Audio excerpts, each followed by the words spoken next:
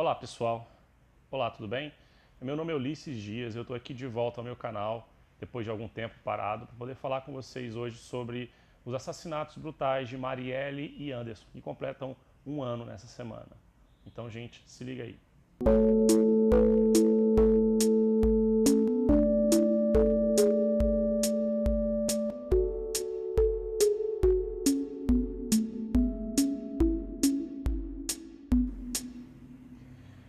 Bom, pessoal, infelizmente não é uma data muito feliz a se celebrar, um assassinato brutal e ainda com muitas coisas a serem explicadas, mas o que Marielle significa para nós do campo progressista e também a falta de respostas para muitas perguntas nos fazem querer fazer esse vídeo hoje. Hoje a gente vai falar de 5 coisas. A gente vai falar sobre a execução em si, as investigações, os acusados, alguns desdobramentos e as perguntas que ainda precisam ser respondidas. Primeiramente, a gente deve falar sobre o crime em si. O crime, ele foi uma execução. Quem coordenou, quem fez esse crime, não estava interessado de maneira alguma em fingir que foi um assalto ou algum outro tipo de crime. Ela foi metralhada no meio da rua de uma maneira brutal. Isso significa que ela queria que quem quer que quisesse o assassinato de Marielle e Anderson, ele queria, na verdade, dar um recado. Um recado para quem?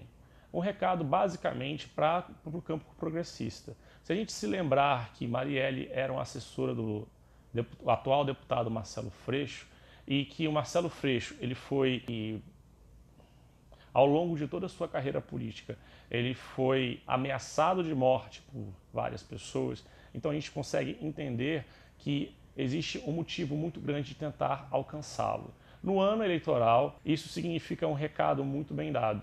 Significa que querem silenciar um grupo político que poderia, de alguma maneira, ir contra os interesses dos prováveis mandantes.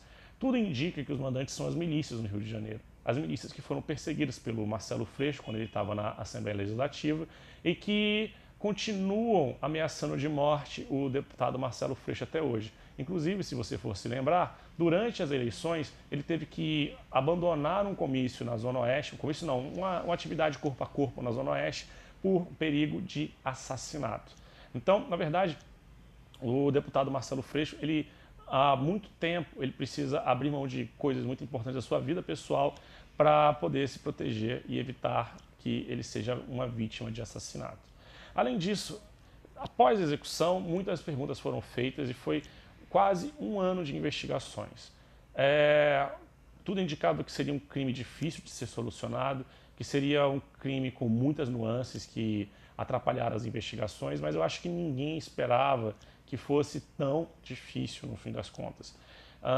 Houve algumas tentativas ao longo do processo de tentar acusar outras pessoas, outros milicianos, mas finalmente nessa semana a gente teve acesso a informações sobre 2 acusados que foram presos, que foi o Rony Lessa e o Elcio Queiroz. O Rony Lessa tem uma longa ficha de trabalho na polícia. Ele, na verdade, teve várias investigações contra ele, mas ele nunca foi acusado de nada. E ele trabalhou durante muito tempo num esquadrão chamado Cavaleiros Corredores, que era um grupo de extermínio. Pelo menos esses são os indícios que são dados em relação a isso agora. Na verdade, é bastante conveniente que ele seja acusado, porque com essa ficha corrida toda ele seria um ótimo bode expiatório. O tempo inteiro eu estou dizendo que ele está acusado disso, mas enquanto a gente não tiver um mandante, enquanto a gente não tiver acesso às provas, a gente não pode realmente dizer que ele foi o assassino de Marielle Anderson ou não. Mas ele esteve envolvido em várias confusões. Na verdade, a gente vai colocar alguns links de reportagens aqui embaixo sobre sua atuação em batalhões da Polícia Militar que foram envolvidos em várias acusações de assassinatos. E é interessante a gente perceber que ele e o seu grupo receberam várias homenagens e várias moções de aplauso por causa das suas incursões em favelas. É interessante a gente perceber essa relação entre as duas coisas, em como existe uma relação direta entre a brutalidade policial e o recebimento de homenagens na Assembleia Legislativa do Estado do Rio de Janeiro. isso significa que existe uma certa conivência com a violência e a truculência policial. E, na verdade, um certo louvor em relação a isso, que não pode passar desapercebido. Bom, os acusados, eles foram presos ao longo dessa semana. De madrugada, parece que eles já tinham alguma ideia de que iam ser presos realmente. E, além disso, também foi imputada a culpa, pelo menos do Rony Lessa, de que ele seria o dono de 117 fuzis que foram apreendidos na casa de um amigo dele na Zona Norte. Então, além da dificuldade de entender como é que um sargento aposentado da polícia ele conseguia morar num condomínio de luxo, que, bom, é o mesmo condomínio em que mora o nosso presidente. Todas essas relações com a milícia e a família Bolsonaro elas são muito complicadas. Eu acho que elas deviam ser explicadas pelos próprios Bolsonaros. Mas o objetivo desse vídeo não é falar sobre isso. A gente não tem nenhuma prova de que Bolsonaro esteja realmente ligado a esses assassinatos. Mas a gente tem alguns indícios dessa proximidade muito grande entre o legislativo, o executivo e as milícias. Uma coisa que eu acredito é que não existe Estado paralelo no Rio de Janeiro. As milícias são a outra face do Estado. E quando a gente percebe, por exemplo, que as favelas que tiveram as UPPs foram logo depois das favelas que foram ocupadas pelas milícias, a gente percebe que o Estado de verdade, ele foi utilizado e cooptado com os interesses de criminosos. E esses interesses, eles estão muito interligados com os interesses de quem está no poder. Se a gente percebe isso, a gente percebe que as milícias e vários políticos do Rio de Janeiro, eles estão amalgamados em um projeto de poder. E esse projeto de poder, ele inclui crimes como assassinato, sequestro, extorsão, os quais precisam de gente para realizar esses crimes, são os milicianos. A gente não pode simplesmente acreditar que eles são criminosos comuns, eles são criminosos a serviço do Estado.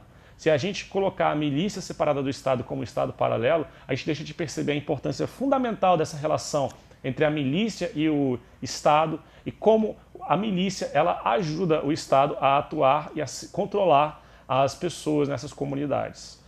Bom, e aí algumas perguntas persistem. Foi uma execução sumária de uma personagem política em ascensão. Havia muitos interesses no assassinato de Marielle e Anderson. Quem foi o mandante? Qual foi o objetivo desse mandante? Em que lugar, qual foi o motivo real para que esse assassinato tivesse acontecido? A gente não tem resposta para essas perguntas. A gente espera que as investigações continuem, mas a gente não vai ficar apenas esperando sentado. A gente vai continuar lutando por respostas, aqui, lá fora, em todos os lugares onde forem possíveis. Muito obrigado. Por favor, continuem seguindo esse canal, compartilhem esse vídeo se vocês tiverem gostado, curtam, porque a gente precisa da força de vocês e da ajuda para poder crescer. Muito obrigado.